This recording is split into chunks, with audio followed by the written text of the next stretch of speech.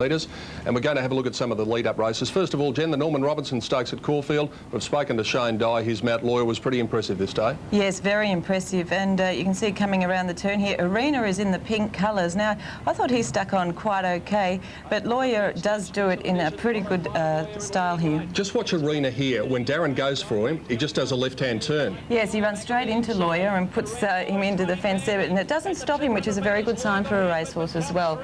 There were 7 horses that are lining up in today's Derby that ran in this, and the other ones were Bet on a Road, Hamlet, Leading Light, Typhoon and Wajib Star, but there you go, Lawyer straight to the lead there, and I thought it was a good effort there. He'll be hard to beat. Arena's almost become a bit of the forgotten horse, and you should be backing Arena too, because you've got the colours on. In the Arena colours, yeah. And he's going to be pretty big odds today, and we caught up with John Hawkes and found out what he had to say about the chances of his Derby hopeful. I think he run extremely well. It's a pity he's drawn bad, but you know, you can't do much about barriers. You just got to take your luck with that. There's been some talk this morning in particular about changing the Derby into the autumn, or even perhaps pulling it back to 2,000 metres. What are your thoughts on both of those ideas? Oh, I think that'd both be ludicrous. I think, you know, 2,000 metres is, you know, too short for a Derby, you know, and take it into the autumn. Well, I think this is the best time. It's, you know, Melbourne springtime. I think perhaps Sydney's got the AJC Derby, and I don't think it'll ever take over, from the AJC Derby, but I think it's just the right time of the year to be running it. Yes, I think there's as much chance of the Derby going to 2,000 metres as there is of Richard Freedman giving back the $20 that he borrowed from me 12 months ago. Not a chance. Yeah, that's exactly right. No hope at all. What about the Amy Vase? It's held up pretty well as a form race, and I think it is going to hold up again this year. 2 pretty good performances last week at Moonee Valley. Well, the Amy Vase at Moonee Valley's been one of the traditional lead-ups. We ran Mahogany in the race before he won the Derby, and he ended up winning it. Here we've got Mossman leading round the corner. It was a bit of a leader's track at Moonee Valley, and he was favoured by that, but here's Runaway storming down the outside in the light blue and dark blue colours. He just misses out. Mossman wins the race, but I think Runaway was the winner coming out of the race. He looks as though he's going to get the 2,500 on that performance. Well, Clary Connors has got a couple in the race. We've seen Lawyer. Mossman is his other chance. We caught up with Clary at the track this morning. Clary, how did Mossman go this morning? Very nice. I mean, he worked very steady early this morning, just done a bit of trotting and canter, and then he went home a bit early to relax and get ready for the big afternoon. And what about Lawyer? Same thing, just trotting and canting early this morning. Can you split them? No, I'm not going to. Both horses are going well. I couldn't be happy with them. And the different horses I've been saying, and I'm not going to split them. Yes, Clary not wanting to split them there, and one's about the 3 to 1, 7 to 2 mark, and the other one's 10 to 1, Mossman, so I think he's pretty good value. Yes, I think the big thing with Mossman, though, is if he is going to settle in the race, because he can tend to pull quite hard early. Yeah, he did get up on the steel at Moonee Valley last week. What about the Geelong Derby trial, John? One of Bart's representatives here, Mithranda, had a nice tidy run in the second half of the race, and there you see it in the yellow colours about to pull out, but the horse that interested me was Wellington. Got back, and I like the way he ran to the line here. He did run home well, Wellington, and incidentally 3 starts ago this horse Wellington beat Lawyer, and so that must bring him into the race. But Mithranda, this was very impressive, and the Cummings team this time of the year, you can't leave Bart out of any of these big races, and this might be the horse that could give me another Derby. Well, we hope that's made the picture a little bit clearer. Bart Cummings might be able to make it a bit clearer. We caught up with him and got the thoughts on his Derby runners. How did your horses for the Derby go this morning, Bart? Just light exercise, just straight down 2 evens, and they're quite pleased with them. They're quite very fit. Not fit now, they never will be. Who's your best chance, do you think? Well, I don't know. They're, I think probably Runaway. Mithranda is an improving horse, and if it rains, Leading Light is very good in the going. If it gets any more rain, but I think it's finding up right now. So there you go, the Master not ruling any of them out. He reckons he's got 3 good chances there. What do you think, Jen? I think he has got 2 good chances anyway, and I'm going to go with one of them, Bart Cummings and Greg Hall there on Runaway. I think he's going to be very hard to beat. The distance should really suit him. What about your trifecta? Have you got a trifecta worked out? Yes, I put in Lawyer for second. Now I've put in number 6, Sky Heights, for third. Thought his run at Moonee Valley was good. And for the best outsider, number 5, Mithranda. Rich, you can take an impartial look at the Amy Victoria Derby. Without a runner. I liked really number 6, Sky Heights. I think he's been going very well, and he's one of the ones that I think has come through very well this spring. An inexperienced horse. I'll put him ahead of Runaway, number 7. So you know, Runaway for mine for second. For third, Probably Lawyer. He's a bit of a plotter, but you know, he'll plot on and run well. And the best outsider, I'll go for number 1, Mossman. He's at good odds. Johnny Letts, what about your selections? I think Mossman's got a chance to settle from barrier 1 too, because he'll come out to be able to smother him up quickly if that's going to help him. But I have settled on Lawyer. I like him to win. I do like Sky Heights. He's a very exciting young horse. Arena, I think Arena will be in there somewhere along the way. And Mythranda, the horse of the Cummings' horses. I think that's the 4 of them I'd like to box. So your trifecta 3, 5 and 2, and number 10 the best outsider? Best outsider, yes. Okay, well I thought Runaway, I was really impressed with his win at, or his performance at Moonee Valley after that very good win. He's got the Bart Cummings polish on him. I think Mossman represents great each way value. If he does settle, he's going to be very hard to beat. My third selection in the race, well, it was a real toss-up. I finally came up with Lawyer because he is going to settle. Shane will put him to sleep and he should be running on. Best outsider in the race is Wellington, number 9, at pretty good each way value. So there we have the selections for the Amy Victoria Derby, and we've put in a lot of work going through the form guides and video replays, haven't we? Well, here's another way. Here's another way to do it. Milton Black has managed to find us a few winners over the years with the horoscopes. So I think what we should do is, as we go to the break, we'll have a look at it and get down your lucky numbers, those little suggestions that might help you to find the winner. And we'll come back with more after this break on Amy Victoria Derby Day at Fabulous Flemington.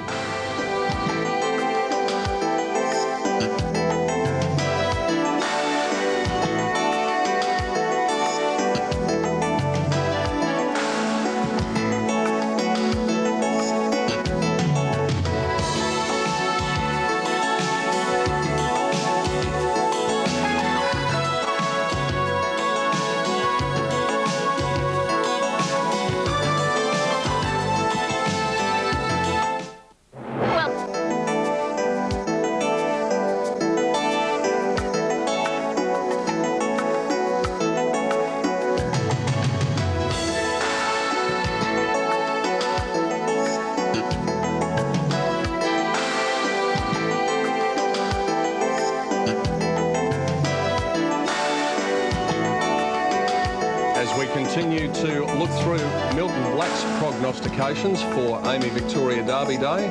There are the stalls that they'll be jumping from in the big race this afternoon, and the stalls that they'll be jumping from at 3:25 in the Louis Vuitton McKinnon Stakes. Now, what I want you to do, you three, I want you to throw all the form that you've done out the window and just take notice of these. Humour, expansion and money, all that sort of thing. Well, I'm a burger. Not what I've heard. The Louis Vuitton McKinnon Stakes is always a great race every year, and Tie the Knot is going to be certainly one of the favourites. His Caulfield Cup performance, Jen, I didn't really know what to make of it. I thought he presented himself at about this stage of the race. I really thought that he was going to win, but he probably just ended his run about 100 metres out. Yes, I thought he just died in his run, and in fact I thought it was an excellent ride there by Shane Dye. Look, he's a very good horse. He's very classy. You know, I couldn't rule him out today. I think he's there with a chance. I thought he'd had the soft run in the race before he got held up, and I thought he might have just been short the run and just died on his run the last 50 metres, which means in the 2,000 metre race today he's going to be right there with a big chance, right to the finish.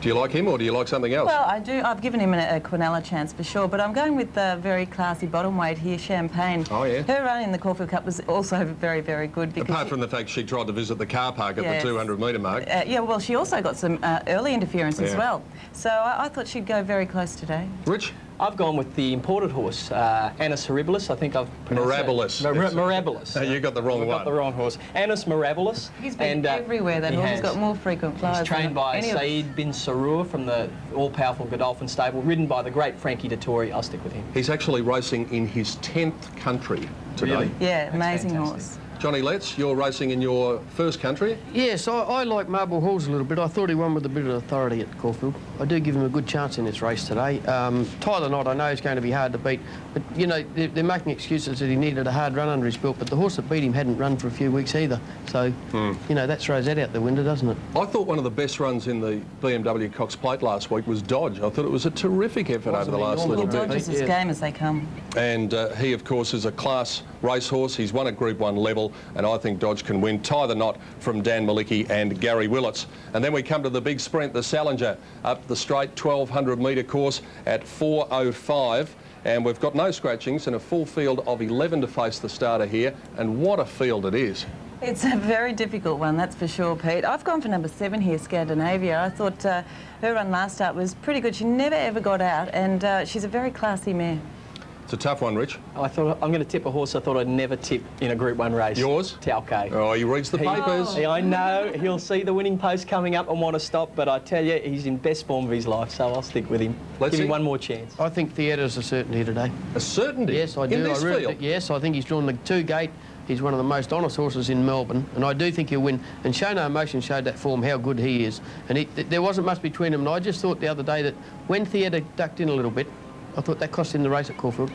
I thought Rebel was a pretty good run at Caulfield, came from a long way back to run 4th, and prior to that had won impressively here. Scandinavia from Dan, Dantalar from Gary Willits. And one thing to take a look at when you're watching this race, and I'm sure the 10 cameras will capture it beautifully, is Theatre will come down the straight with his tongue hanging out the side of his mouth. So we'll make sure that we get a shot of that like for you do after the last...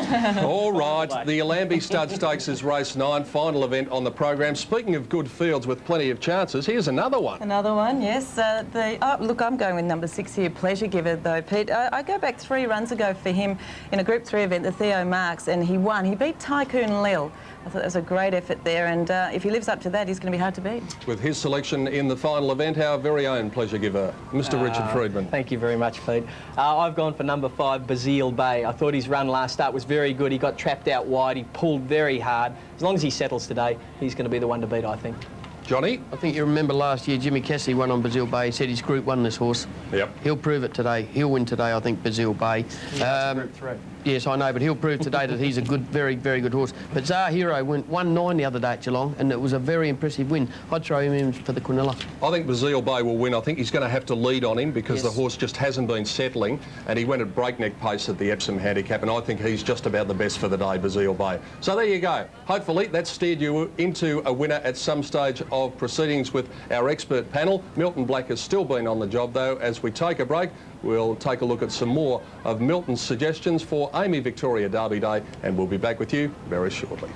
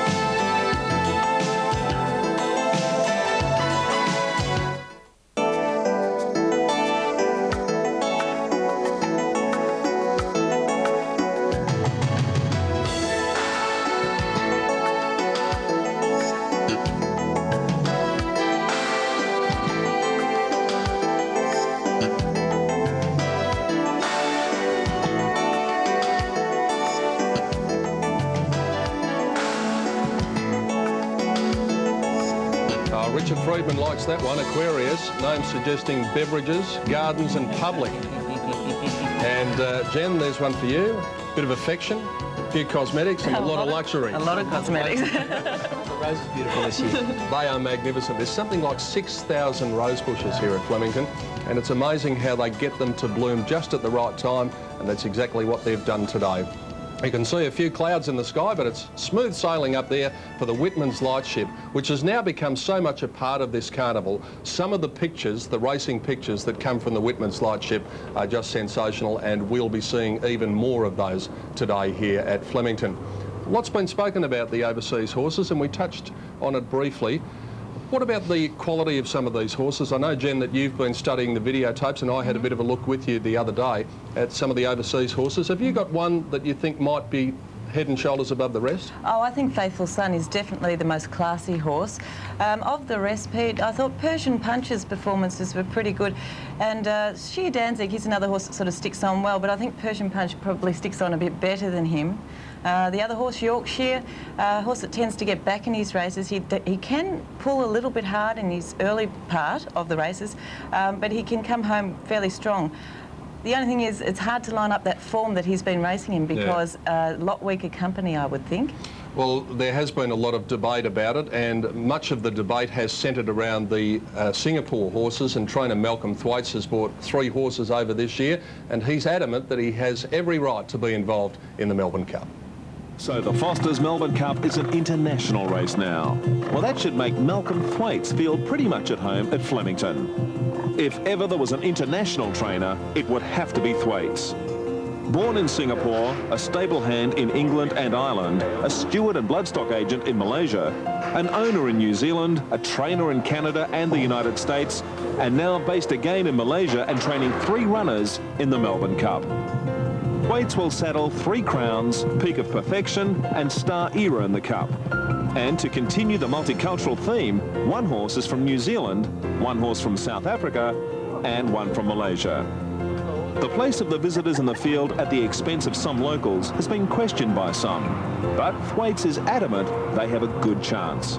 The pick of the trio with bookmakers is 3 Crowns, who should be well known to Australian punters and was back here for the Cup last year, but broke down a few days before the race. He was called Interval in New Zealand.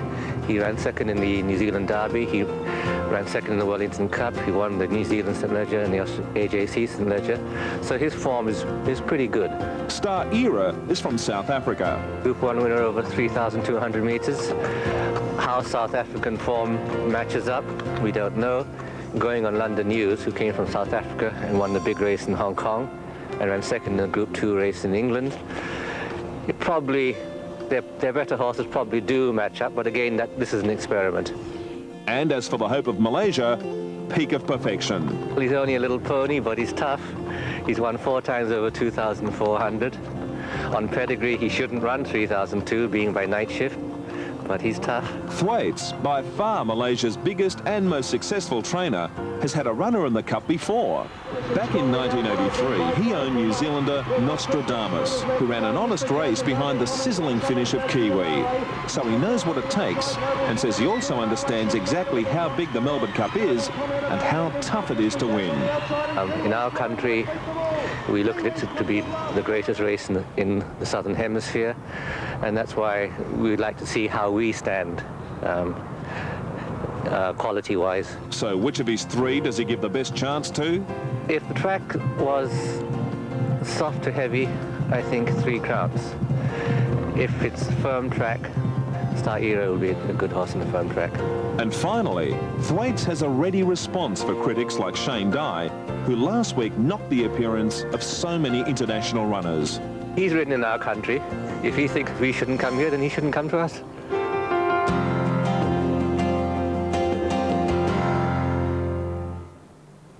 So there you go, Shane Doe. You've been told by Malcolm Thwaites there. And Rich, I think we should make the point too that it's not necessarily the best horse that comes from overseas and wins races here.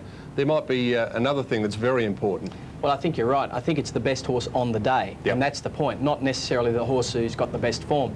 I know when we took Naturalism to Japan, I noticed with the other horses, the horses that ran well are the ones who settled in and did very well in the new country, and they're the ones that run the big races. Sometimes the best horse doesn't do as well in a new country, in a new environment, and he may not run up to his form, and sometimes one who is rated less than him gets here, eats everything, has a great time, and runs a great race. We're only about 25 minutes or so away from the first race, and as far as the Derby is concerned, about 3 3/4 hours before the running of the first of our features, the Amy Victoria Derby. It's a day of horse racing that is out of this world. It's also a day for fashions, and the ladies have been preparing for a long time and checking out the outfits that they might sport at the first day of the 1998 Melbourne Cup Carnival.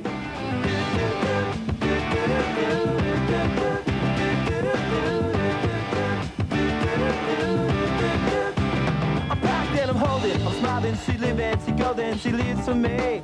Says she lives for me, ovation. Who won't motivation, she comes out Tonight.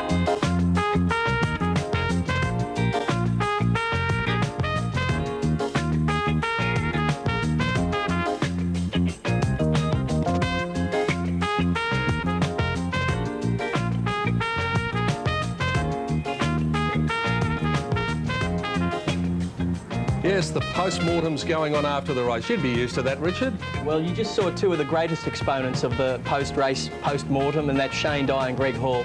And boy, they can come up with some great excuses. According to Shane, he's never ridden a bad race. According to Letzi, when he was a jockey, the only bad race he ever rode is when he deliberately did it. So, would that be right, Letzi? That helps. That helps. But I liked Shane when he came in with the whip there because the music suited it, because he was conducting the orchestra, I thought, and I thought Clary Connors was just listening to the music. Oh, wouldn't you like to be in a fly on a wall between those two sometimes, Clary Connors and Shane Dye? And we'll see plenty of that over the carnival. Perhaps they'll have reason to smile a bit later on. One man who's got a great smile, and we saw plenty of it 2 years ago when he won the Melbourne Cup aboard Saintly, is the AAMI Victoria Derby ambassador. He's one of our finest ever riders, Darren Beadman. I'm happy to say he's with Tim Webster. Tim. Yes, Steve Beadman is here with me, PD. Good to see you. Good, mate. It's nice to be out here. Now, you can't tell me that you can stand in this mounting yard here and not sort of itch a bit to throw the leg over a horse. Yeah, actually, because I haven't got a saddling enclosure pass today, so I'm going to be on the rule outer today. I've got the members pass, but not the saddling enclosure pass, but it's just great to be out here and part of the atmosphere. It's really hotting up already, except for the weather. Now, while I've got you, I need your opinion on the international horses coming here. There's a variance of opinion. There's too many here this year. We should limit them. We should have an international race. What do you think? Well, I think, this is a great race, the Melbourne Cup, and I just think, if you start saying, horses can only come over here for an international race, like just put one on for them. But I think the Melbourne Cup, I think it's what a race to promote. It's our best race, and they've got to be good to come here and win.